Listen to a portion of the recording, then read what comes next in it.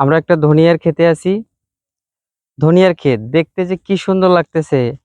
আর চাষি ভাই এত সুন্দর নকশা করে এই বেড গুলো করেছে। এটা আসলে নিজের চোখে না দেখলে বোঝার উপায় নাই। এক নয়নাভিরাম দৃশ্য। তো আমরা যদি আসলে প্রযুক্তিটা কি এখানে যদি দেখাই, ধনিয়া এটা কিন্তু বাজারে ব্যাপক চাহিদা। এটা সবজি হিসেবে, মশলা হিসেবে ব্যবহার করে। আসলে এই ধনিয়ার বীজ যেটা আহ, মাত্র 1 মাসেই কিন্তু এই বাজারে বিক্রি করার উপযোগী হয়। তো আমরা যদি একটু দেখাই যে ধনিয়াতে যেটা ব্যবহার করেছে এরা, দেখেন এটা বেড করেছে সুন্দর করে। বেড করে তারপরে বীজ ছিটানোর পরে কিন্তু এরা মালচিং ব্যবহার করেছে।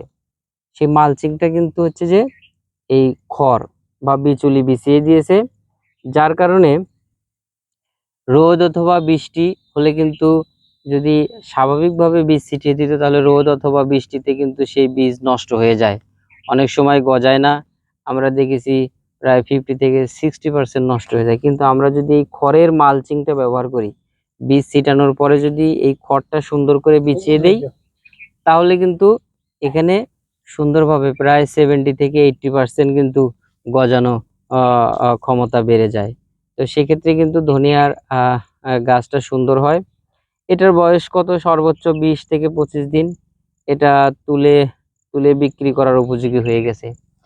1 বিঘা জমিতে আসলে বীজ, জমি চাষ, মালচিং দেয়া, খড় দেয়া, লেবার কস্ট সহ সর্বোচ্চ হয়তো 15 থেকে 20 হাজার টাকা লাগে আহ এটা 1 মাসের জন্য। কিন্তু আপনি যদি দেখেন, এই যে এত সুন্দর ধনিয়া, এটা যখন একবারে বিক্রি করে দেবে, প্রায় এখানে মিনিমাম 50 হাজার টাকার ধনিয়া আছে, 50 হাজার টাকা বিক্রি করতে পারবে। তো আমরা যদি দেখি তাহলে 1 মাসে 1 বিঘায় জমিতে যদি আমরা 15 থেকে 20 হাজার টাকা খরচ করি, তাহলে সেখান থেকে কিন্তু আমাদের আরো 15 থেকে 20 হাজার টাকা লাভ থাকবে এই যে এই ধনিয়া চাষ করে। তো আমি চাষি ভাইদের বলবো, যদি এরকম ড্রেনেজ করা যায়, একটু উঁচু জমি থাকে, কিছুটা বেলে দোআঁশ মাটির জমি থাকে, তাহলে কিন্তু আপনি খুব সহজেই সুন্দরভাবে এই ধনিয়া চাষ করে এটা বাজারে বিক্রি করে খুব অল্প সময়েই খুব লাভবান হতে পারেন।